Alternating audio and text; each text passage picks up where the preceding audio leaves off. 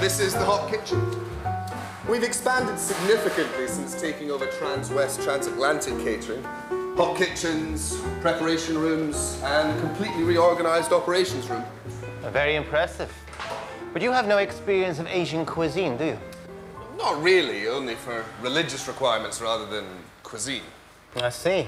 But more and more people from Asia are traveling now. We realize we have to increase real choice, but that depends on what the contract allows us to spend. No frills means no frills.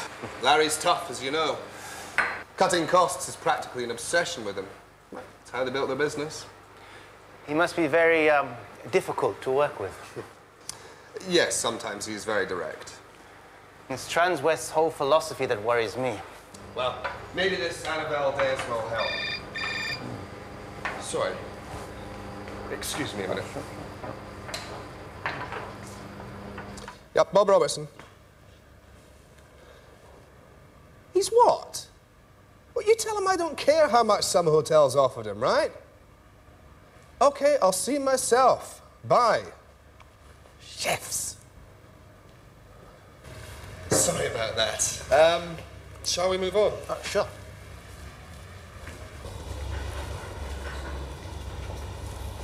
I understand your worries about quality, Eddie, but there are ways of significantly cutting costs in catering without losing quality. In-flight catering is, as you know, essentially about two things. One is the food, the other is the logistics of getting it to the aircraft. We've managed to make significant savings for Transwest on the logistics alone. Well, how, for example? Okay. It costs a fortune just to land here, and a fortune for every hour the plane is on the ground. We've got our airport turnaround time down by 25 minutes per flight. That alone has saved Transwest thousands of dollars each year. That's very interesting.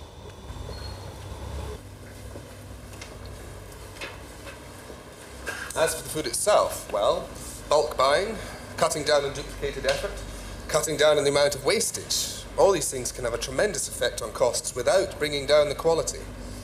If I understand it correctly, Eddie, the only services you're using in London at the moment are for restocking fresh supplies, like bread and salads? That's right. Everything else we prepare in our own kitchens and send on.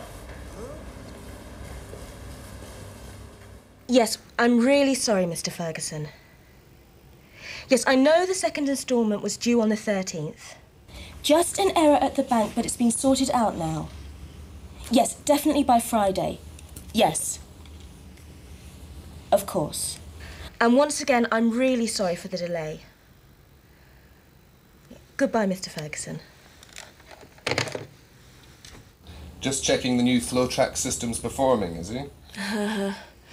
More like checking when he's going to get paid. And at least he will get paid now the new loans come through. We'll need another one soon if we get all this extra work. I'm sure we'll manage. We always do. Anyway, Anna Valdez has arrived and John wants everybody to meet up for dinner. Ah, so we finally get to meet the famous lady.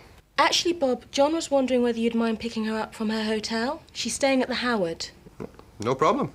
The plan is to meet in the bar at the Lawn at 8 for drinks first.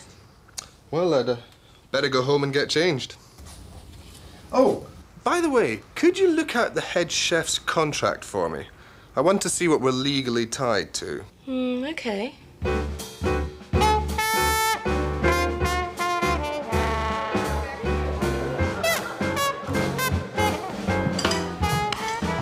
Oh, Larry, can I get you a drink?